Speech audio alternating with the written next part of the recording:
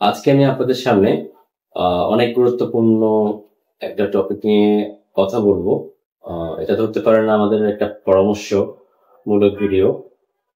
বেশিরভাগ ক্ষেত্রে দাঁত ফেলার পর আমাদের রোগীরা অনেক কিছুই ভুল করে থাকেন। দাঁত তোলার বা ওঠানোর পর কি কি সমস্যা হতে পারে বা কি কি নিয়ম কানুন আছে সেই বিষয়ে আজকে আমি আলোচনা করব।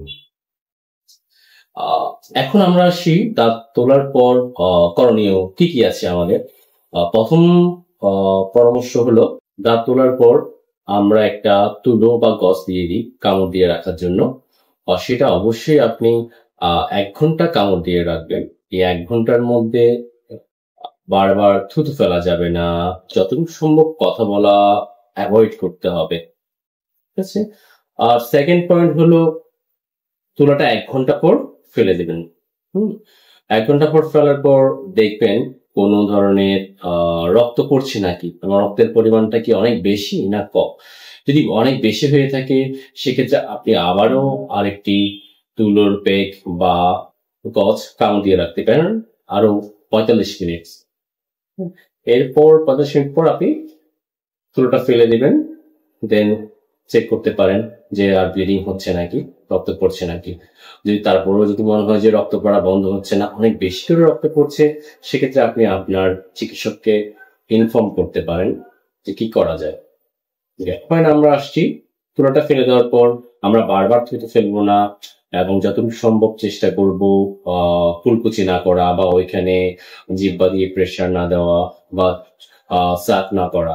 আমাদের থার্ড পয়েন্ট হলো তুলা ফেলে দেওয়ার পর আমাদের 24 ঘন্টা, আমরা যে সময় তুলাটা ফেললাম তারপর থেকে 24 ঘন্টা আমরা কাউন্ট করে এই 24 ঘন্টা জোরে কুলকুচি করা যাবে না। সম্পূর্ণ নিষেধ জোরে কুলকুচি করা।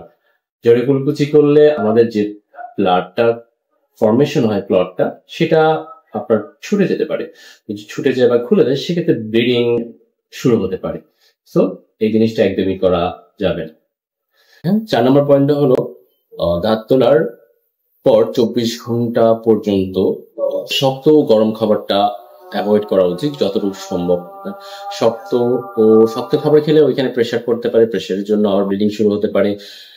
আর গরম খাবার খেলে আমাদের ব্লাড সার্কুলেশন বেড়ে যায়, সেজন্য ব্লিডিং টেন্ডেন্সি হতে পারে। এই জন্য 24 ঘন্টা শক্ত এবং গরম খাবারটা যতটুকু সম্ভব অ্যাভয়েড করা উচিত।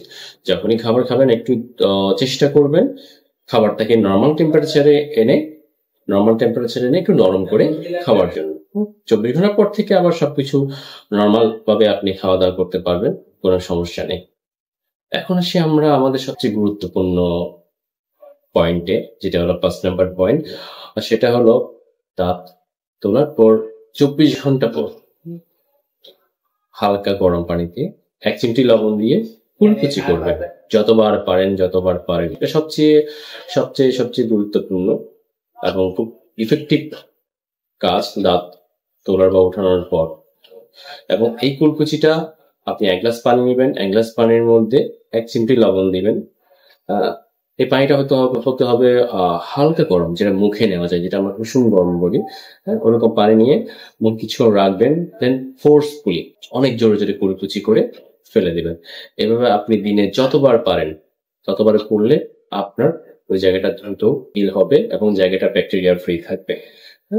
বিশেষ করে খাবারের পর চেষ্টা করবেন অনেক জোরে কুলকুচি করার জন্য, যেন ওই গর্ত থেকে খাবারটা বের হয়ে আসে।